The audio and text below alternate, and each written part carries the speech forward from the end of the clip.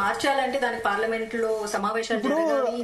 మీరు అన్నారు ప్రజల నుంచి రావాలన్నారు. ఒక ప్రజలకు విజ్ఞప్తి ఏంటంటే ఈ సోషల్ మీడియాలో, ఫేస్బుక్ లో, ఇన్స్టాగ్రామ్ లో, వాట్సాప్ లో పోస్టులు పెట్టే బదులు రోడ్డు మీదకి రండి. ఇటువంటి సంఘటనలు జరిగినప్పుడు ఈ ఫేస్బుక్ లో, వాట్సాప్ లో ఏదో పెట్టి కాదు, రోడ్డు మీదకి రావాలి. వస్తే కదా ప్రభుత్వం తెలిసేది, అంటే ప్రభుత్వానికైనా పోలీసులకైనా తెలిసేది కదా. మీరు అన్నారు నిమిషాల్లో, వేరే మతంకైతే నిమిషాల్లో గ్యాదర్ అవుతారు. హిందువులు ఏంటంటే అంత ఏమంటారు, ఓన్లీ సోషల్ మీడియాకి మాత్రమే పరిమితం. ఇటువంటి ఇన్సిడెంట్స్ అయినప్పుడు ఏదో మీరు అంటే విధ్వంసం సృష్టించమని కాదు, శాంతియుతంగా ప్రొటెక్ట్ చేయండి. అయినో అదే అంటే ఏదైనా లీగల్ గా పర్మిషన్ తీసుకొని, అంటే అండి మనకు మాత్రమే చాలా పర్మిషన్స్, రూల్స్ ఇవన్నీ మనకే వర్తిస్తాయండి.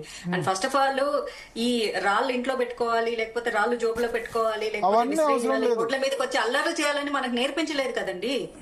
నేర్పించింటే మన వాళ్ళు కూడా అలానే వచ్చేసేసి, ఇప్పుడు చూడు గోరక్షకులు ఎలా వస్తున్నారు పాపం, వాళ్ళు కూడా పోరాటం చేస్తున్నారు కదా వచ్చి. వాళ్ళేమి ఇళ్లలో కూర్చొని సోషల్ మీడియాలో కూర్చొని అయితే ఖచ్చితంగా చేయాలి. దానికి సపోర్ట్ గా కూడా ఉండాలి కదా, సపోర్ట్ గా ప్రజలు ఉన్నారని తెలవాలి కదా. తెలవడానికి ఒకటే రిక్వెస్ట్ ఏంటంటే అది ఒక మార్గము. ఇంకొకటి అండి, సోషల్ మీడియాని అంత తక్కువ అంచనా వేయాల్సిన సోషల్ మీడియాలో పెట్టడమే కాకుండా అక్కడ రోడ్ల మీద కూడా ప్రజలు కనిపిస్తే అవుతుంది.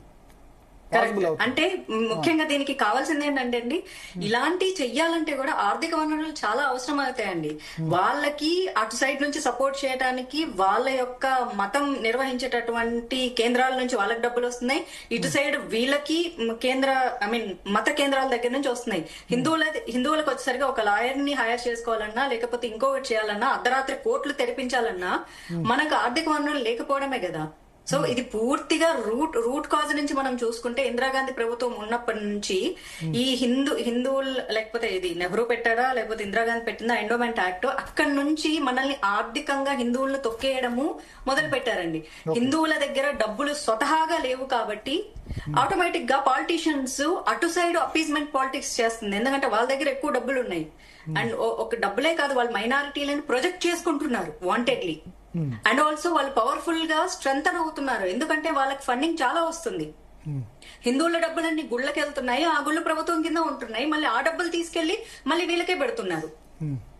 సో రోజు రోజుకు హిందువులు వీకెన్ అయిపోతున్నారు. సో ఎక్కడి నుంచి పోరాటం చేస్తారండి? ఏదన్నా ఒకటి జరిగితే, ఇప్పుడు చూడండి, ఒక అబ్బాయికి అన్యాయం జరిగింది, పోరాటానికి అతని తరపున నిలబడడానికి, రేపు పొద్దున్న కోర్టులో వాదించడానికి నిజంగా ఎంతమంది వెళ్ళారు? ఇప్పుడు చాలా మంది వెళ్ళారు, బండి సంజయ్ తర్వాత ఇతర లీడర్స్, నేతలు వెళ్ళారు. ఇది దృష్టికి వచ్చింది, అందరి దృష్టికి వచ్చింది. బట్ రాని కేసెస్ చాలా దృష్టికి వచ్చింది, ఫైరింగ్ జరిగింది కాబట్టి దృష్టికి వచ్చింది. చాలా చోట్ల సఫర్ అవుతున్న వాళ్ళు చాలా మంది, బయటికి రాని కేసెస్ చాలా ఉన్నాయి. ఇట్లా అవును, చంపేస్తున్నారు కదండి అతి దారుణంగా. అంటే వాళ్ళకి అది ఆవైనా ఒకటే, వాళ్ళకి మనిషి అయినా ఒకటే, కోడైనా ఒకటే, కుక్క అయినా ఒకటే. సత్తంపై జుదా కదా వాళ్ళది. ఎవరికి అనిపించినా చంపారని మాట్లాడిన వాళ్ళు ఇప్పుడు ఈ కాల్చిన దాని గురించి కూడా మాట్లాడాలి. అది తప్పైతే ఇది కూడా తప్పే కదా. బీఫ్ తినేందుకు చంపారు, వాళ్ళని చంపారని మాట్లాడిన వాళ్ళు, అది తప్పైతే అప్పుడు ఏదో అవార్డు వాపసి గ్యాంగ్ వచ్చింది అప్పుడు. మరి దీనికి ఎన్ని అవార్డులు వాపసిస్తారో చూడాలి. దీన్ని ఇది ఇప్పుడు మాట్లాడండి, జిప్పులు పడిపోతాయి. వాళ్ళు ఫెవిక్విక్, ఫెవికాల్ ఇట్లాంటి రకరకాల బ్రాండ్స్ ఏవైతే ఉన్నాయో అవన్నీ వేసేసుకుంటారండి. అదే కనుక బై మిస్టేక్ ఒక హిందూ ఏదైనా చిన్న అన్యాయం చేసినా, ఒక తప్పు జరిగినా ఇట్లా రెడీ అయిపోతారండి. రకరకాల వింగ్స్, అసలు 360 degrees లో టార్గెట్ చేయడానికి చాలా మంది ఉంటారండి. ఓకే ఒక్క నిమిషం మీరు ఉండండి మాధవలత గారు. ప్రియా చౌదరి గారు, కరాటే కళ్యాణ్